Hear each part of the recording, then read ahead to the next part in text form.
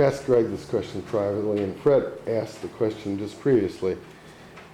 Greg indicated that looking forward, if you added the library for $2 million, Lake Leota for a couple million, and you assumed the increment of real estate appreciation, that you didn't see a problem.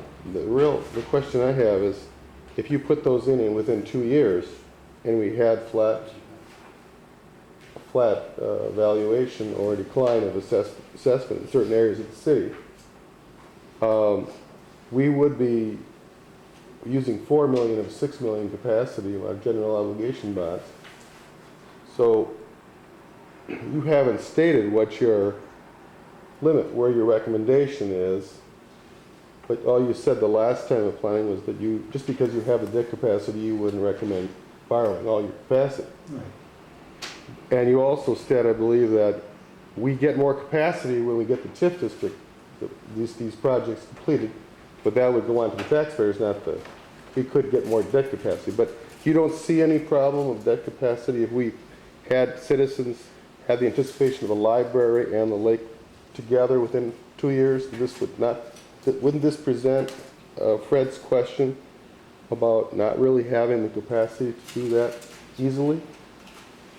Yeah, until we actually finalize how much you're actually looking at going forward and structure the timing of that borrowing, you know, I think you have adequate capacity remaining presently. I mean, I think in terms of what you have going forward, and as you look at other development within your tax increment district revenue, the projections I did for the analysis this evening, I am not assuming any major changes in the city's growth pattern over what you've seen over the past several years. See, the reason I say that, we go back 5 years and average the growth forward. I'd love to do that. I mean, we had 6 people added to Evansville last year. I would love to go back 4 years, and every contractor would love to have that growth average forward. We just hope that's the case. Right, but I've taken that growth over 5 years and reduced it by 25%. Well, that still seems kind of, that's positive. That's. We do that analysis with all of our clients. You think that's pretty conservative then? Yeah, it's, okay. We haven't been burned on that yet. Okay.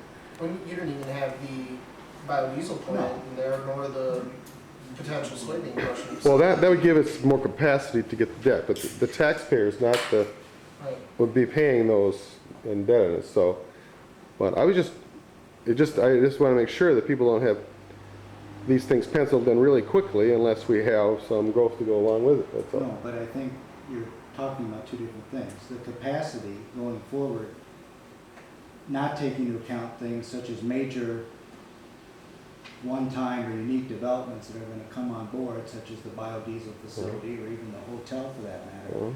That type of growth going forward, which has not necessarily occurred over the past 5 years, has not been factored into the analysis that I have going forward, which is why I'm saying it's conservative.